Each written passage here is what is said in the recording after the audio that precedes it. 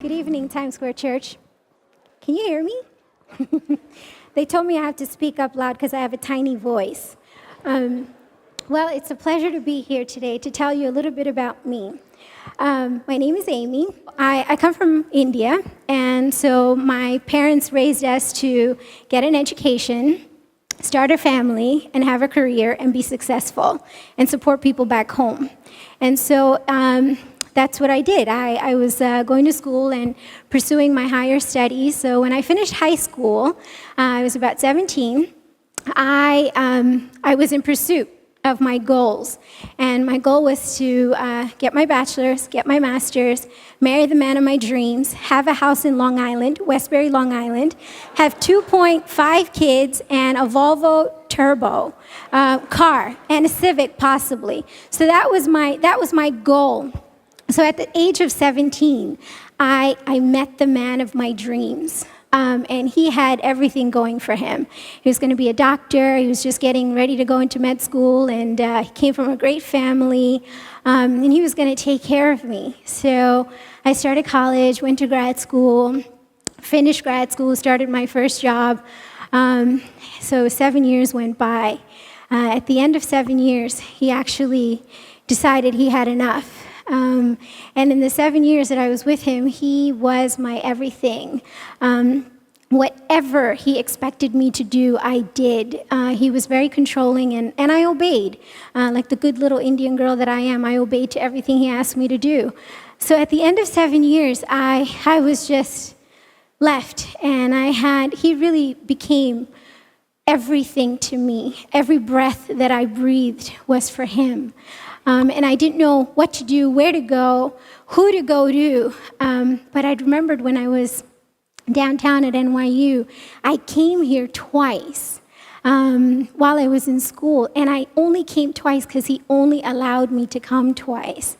And I remember the time that I came here, there was just something. As soon as you walk in the doors, there's just something about this place. It's not the beauty of the theater and the artwork. There was just something about this place.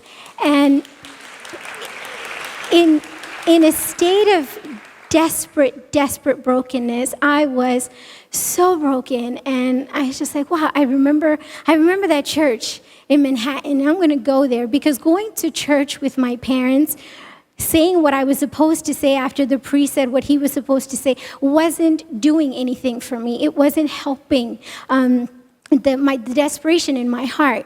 And I came on Tuesdays because I still had to go to church with my parents on Sundays. So I dashed here from the Bronx when I was done with work, and I sat up there every Tuesday for about 2 months. And I sat up there and I just cried. All I could do they would sing, I would cry. They would preach, I would cry. All I did was cry. That's all I knew how to do. I felt so ashamed of myself, so guilty, because I took one too many steps thinking I was going to marry this man. And I sat up there and I felt like I was wearing every guilty word on my body, and that everybody saw it when I sat up there, and I didn't know what else to do. And then one day, the choir sang a song, and I had heard the song before. I know I had.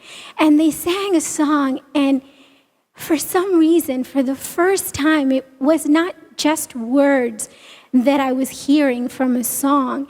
It went from like my head knowledge to my heart. And the name of the song was Amazing Love.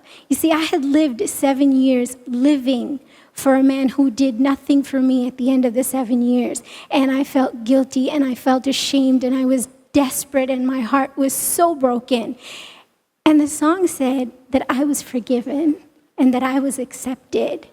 And then it was a question in the song, amazing love, how can it be that you, my king, would die for me?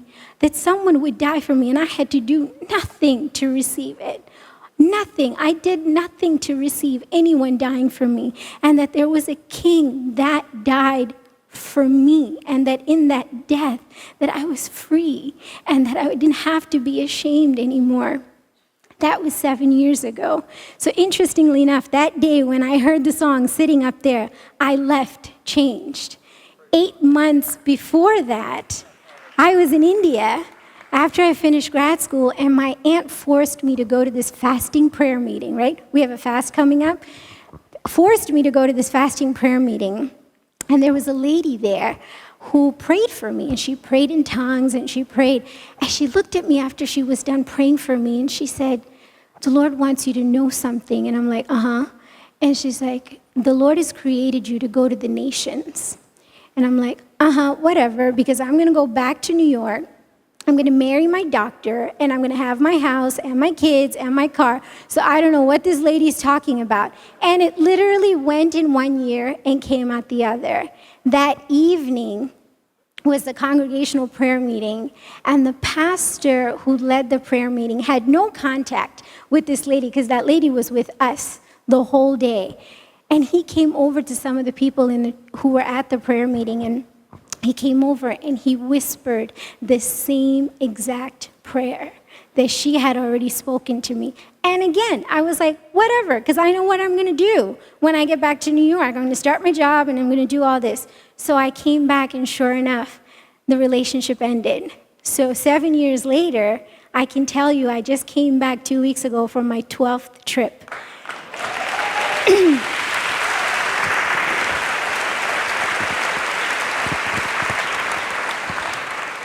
You know, I think there are some who are here that have been here again and again and just kind of strolled in here, and you're not sure why you're here. I can tell you today, I don't have a husband. I don't have 2.5 kids. I don't have a house. I don't even know how to drive to get a car. But I can tell you that I met someone here. I met my Savior here. And He lives inside of me.